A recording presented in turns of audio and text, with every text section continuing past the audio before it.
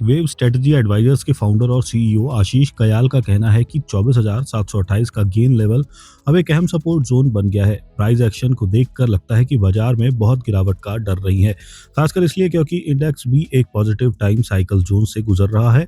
उन्होंने money control को दिए एक इंटरव्यू में ये कहा कि यहाँ से 25,050 से ऊपर की तेजी गैप फिलिंग इक्विटी की शुरुआत का संकेत देगी, जो इंडेक्स को ऊपर की तरफ 25,300 की ओर ले जा सकती है। ईरान पर यूएस इजराइल स्ट्राइक के बाद मौजूदा मार्केट करेक्शन में आशीष कयाल को भारत इलेक्ट्रॉनिक्स और फिलोनिक्स केबल्स में निवेश के मौके नजर आ रहे हैं। उन्होंने कहा कि भारत इलेक्ट्रॉनिक्स का आउटर परफॉर्मेंस स्टॉक में अंदरूनी बुलिश मोमेंटम को दिखाता है, जबकि फिनोलेक्स केबल्स लगातार 3 सेशन तक पिछले दिन के हाई से ऊपर बंद हुआ है। इस वॉल्यूम में अच्छी खासी बढ़ोतरी का भी सपोर्ट मिला, जो मजबूत बुलिश मोमेंट को दिखाता है। ईरान पर यूएस इजराइल हमले के बाद सोमवार को निफ्टी में तेज गैप डाउन ओपनिंग हुई। इंडेक्स 24,600 के पास सबसे निचले लेवल पर पहुंचा, लेकिन इंट्राडे रिकवरी के साथ 24,865 पर बंद हुआ।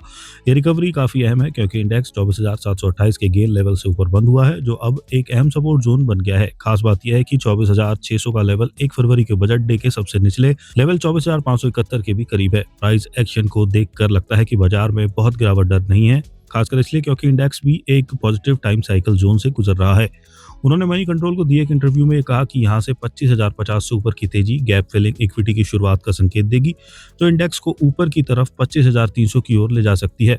अभी के माहौल में क्लाइंट्स को सलाह होगी कि वे सावधान रहें। इवेंट ड्रिवन वॉलेटिलिटी को देखते हुए डेरिवेटिव्स में अग्रेसिव पार्टिसिपेशन से बचें। हालांकि इंडेक्स ईटीएफ्स के जरिए पोजीशन एक्सपोजर लिया जा सकता है। चुनिंदा तौर पर स्टॉक स्पेसिफिक मौके भी मिलते रह सकते हैं।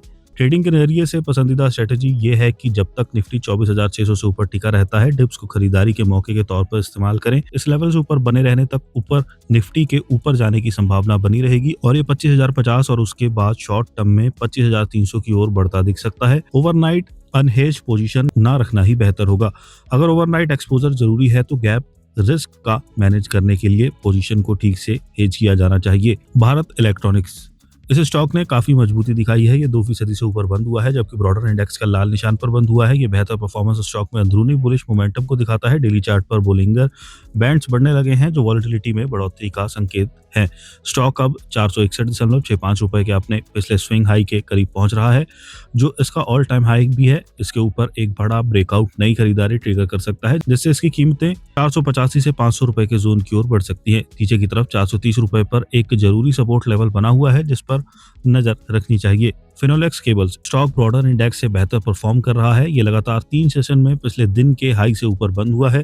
इस मूव को वॉल्यूम में अच्छी बढ़ोतरी का सपोर्ट मिला है, जो मजबूत बुलिश मूवमेंट को दिखाता है। गिरावट को खरीदारी के मौके के तौर पर इस्तेमाल किया जा सकता है, जिसमें ऊपर का टारगेट 980 से 1,000 रुपए के आसपास है। जब तक नीचे की तरफ 870 रुपए का लेवल बना रहता है, तब तक इसमें तेजी की संभावना कायम रहेगी। सोने को आमतौर पर एक सेफ हेवन एसेट माना जाता है। क्या आपको लगता है कि इसकी कीमतें रिकॉर्ड हाई पर वापस आएंगी? बहुत ज्यादा अनिश्चितता के समय इन्वेस्टर और ट्रेडर अक्सर सोना, चांदी और दूसरी कीमतें मेटल जैसे सेफ हेवन एसेट की ओर रुख करते हैं। हाल ही में यूएस ईरान के बीच तनाव ने एक बार फिर सोने की कीमतों में नई जान भर दी है। अगर हालात ऐसे ही बिगड़ते रहे तो सोना 29 जनवरी के अपने हाई को फिर से टेस्ट कर सकता है। अभी ये मेटल अपने ऑल टाइम हाई से लगभग 7% नीचे ट्रेड कर रहा है। ये एक ऐसा गैप है जो वॉलेटिलिटी में तेज बढ़ोतरी को देखते हुए जल्दी से भरा जा सकता है, जबकि नीचे की तरफ 1,59,800 रुपए प्रति 10 ग्राम का लेवल कायम है। इसमें तेजी की संभावना कायम रहेगी। साथ ही रुपए में गिरावट से भारत में सोने की कीमतों को मदद मिल रही है। पिछले सेशन में 6% के तेज गैप डाउन के साथ खुलने के बावजूद ट्यूब इन्वेस्टमेंट्स ने 3% ऊपर बंद होने के लिए मजबूत रिकवरी की। ये एक शानदार 9% इंट्राडे स्विंग था, जो मजबूत अंदरूनी बुलिश मोमेंटम को दिखाता है। स्टॉक ने रिबाउंडिंग बॉटम पैटर्न से ब्रेकआउट दिया है, जो डेली ट्रेंड में संभावित उलटफेर का संकेत है। स्टॉक पिछले 3 सेशन से लगातार ऊपरी बोलिंगर बैंड्स के ऊपर बंद हो रहा है।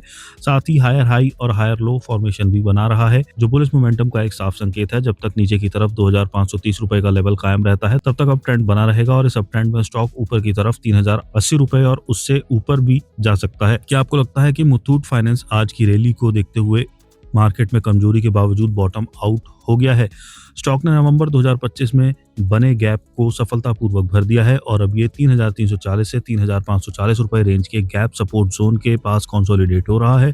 3,540 रुपए से ऊपर एक निर्णायक ब्रेकआउट संभावित शॉर्ट टर्म में रिकवरी का पहला संकेत होगा। हालांकि जब तक स्टॉक 3,540 रुपए के लेवल से ऊपर टिके रहने के मजबूत संकेत नहीं देता है, तब तक शॉर्ट टर्म बॉटम की पुष्टि करना जल्दबाजी होगी। ऐसा होने तक स्टॉक एक दायरे में घूमता दिख सकता है। बैंक निफ्टी ने अपने 100 डे ईएमए में 59,148 के पास सपोर्ट लिया और बाउंस हुआ, जिससे बड़ा ट्रेंड पॉजिटिव बना रहा। जब तक कि इस लेवल से नीचे बंद नहीं होता, तब तक इसमें तेजी की संभावना कायम रहेगी। निफ्टी 50 की तुलना में बैंकिंग निफ्टी का हालिया लो 1 फरवरी के लो से सिर्फ 0.18% दूर है, जबकि बैंक निफ्टी अभी भी अपने फरवरी के लो से लगभग 2.28% ऊपर है। ये बेहतर रिलेटिव पोजीशन और ऊपर जाने की संभावना दिखाता है। 60,180 से ऊपर का ब्रेक सोमवार के सेशन में बने गैप को भरने की कोशिश हो सकती है। 60,400 के लेवल से ऊपर जाने पर संभावित शॉर्ट टर्म कवरिंग का पहला संकेत मिलेगा।